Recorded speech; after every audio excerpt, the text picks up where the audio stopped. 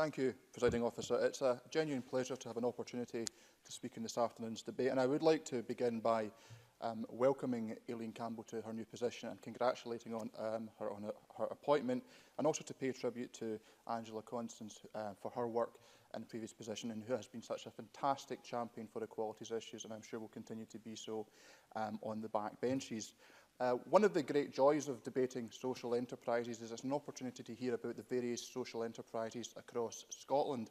And indeed, we're having this debate because we're celebrating social enterprises from across the entire globe. And it's a real honour for Scotland, but a well-earned one that the World Forum is coming home after 10 years.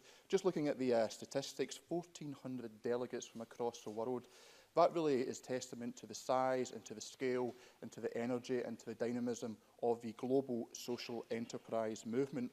But before talking about that, I want to bring things a bit closer to home, to my constituency of Renfrewshire South to be specific, and just to touch on a few of the fantastic social enterprises that operate there, because they really give a fantastic example of the transformative impact that social enterprises can have in our communities. Take, for example, the Neilston Development Trust, established some years ago, originally as a project to take ownership of a former bank, which is now a thriving community cafe, one which I'm very pleased to host my surgeries in too, I will add. Based in the cafe is also the Neilston and Uplandmoor Community First Responders, a group that I've spoken about previously in this Parliament. This gives an excellent example of the partnership working that can exist between social enterprises and other groups. Also present in the Bank Cafe is a cycle repair initiative. This is playing an invaluable role in promoting active travel within Neilston and the wider East Renfrewshire area. And I've had the privilege of meeting some of the individuals who work there. Last year I had the opportunity to meet an individual who had recently started a training programme there, aiming for his sitting guilds. And he was an individual who had come from quite a difficult background. He had been in and out of the criminal justice system and had perhaps to some extent lost hope. And the opportunity to gain a set of skills, working, learning cycle maintenance, was absolutely transformative for him, gave him a real sense of pride and a sense of ambition. And rather than thinking on the past and what might have been, he was talking about the future. So that's just one very small example of the incredible impact that social enterprises can have, not just in the communities, but for the individuals who work for social enterprises as well. I could not talk about Neilston Development Trust and not mention the windfall that they received, and I use that term advisedly, from their sale of their stake in the Neilston Wind Farm, which generated £2 million for them. That is now a substantial sum of money that they have at their disposal, and I've been pleased to have conversations with Neilston Development Trust, who I know will be looking to use that windfall to maximise opportunities for other groups and indeed individuals within the Neilston and wider area. Also want to touch upon Local Energy Action Plan, who are based in Lochwinnock and also operate in Bridge of Weir in my colleague Derek Mackay's constituency. They do a range of excellent work promoting energy and environmental efficiencies. For example, they have a car club, they provide advice and support, they're involved in food sustainability, and I'm looking forward to working with them as we move into the winter months to provide information and support from my constituents to ensure that they can stay warm this winter, but in a way that doesn't break the piggy bank, so to speak.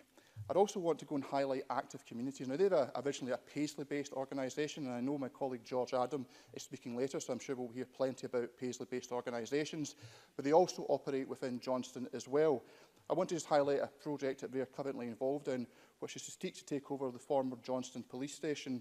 They have recently been awarded £10,000 from the Renfrewshire Council Community Empowerment Fund, and I want to really pay tribute to my SNP colleague, Councillor Ian Nicholson, who's the leader of Renfrewshire Council, and the administration for the energy and drive they have shown in engaging with social enterprises and community groups across Renfrewshire and indeed in my Renfrewshire South constituency. Active Communities started 15 years ago as a jogging and walking group. It's now expanded into a range of other areas with more than 700 people participating every single week, and their projects envisioned for what I hope will be the successful acquisition of the former Johnston Police Station are really impressive, including setting up of a men's shed and also to provide a permanent base for Kairos, which is a new and inclusive women's initiative they are pioneering, which is led and developed by local women, which provides drop-in sessions and personal development courses. Just as I move on to my conclusion, Presiding Officer, I just want to pick up a few remarks that were made by other members and indeed contained in one or two of the opposition amendments. I think Monica Lennon's amendment, in speaking about filling the gap, made a very, very important point. There is a gap to be filled as a consequence of austerity, and given the nature of this debate, I don't want to engage in political point scoring, but there is challenges that we face which simply cannot be met by the state or local government in these times, and social enterprises play an invaluable role. Along with many other people in society, for example, are unpaid carers. They really are the unsung heroes, and so many services simply could not be delivered without their effort and energy. I finally want to highlight a remark, he's not in the chamber at the moment, but that Patrick Harvey made, which was that speaking to social enterprises as a model for the wider economy, and he spoke of an economy driven by values. And I think this reflects something that Duncan Thorpe from Social Enterprise Scotland stated in a recent blog. He said, in terms of struggling to almost define social enterprises, which has been a theme of this debate, but Duncan Thorpe stated, ultimately it's about building a new kind of economy where everyone is included and where everyone can prosper. We want to drive forward wealth creation, ethical business practice and fair workplaces. I think in times, and perhaps in many of our debates, we can look at wealth creation or fair work or ethical business practices as existing in silos and being independent and separate from each other. But in social enterprises, we see them all working together and we see the benefit they bring.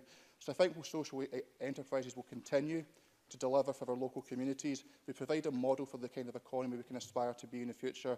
And I just wish to conclude by wishing all the delegates to the forum the very best for a successful week. Thank you. Thank you very much, Mr Arthur. And I call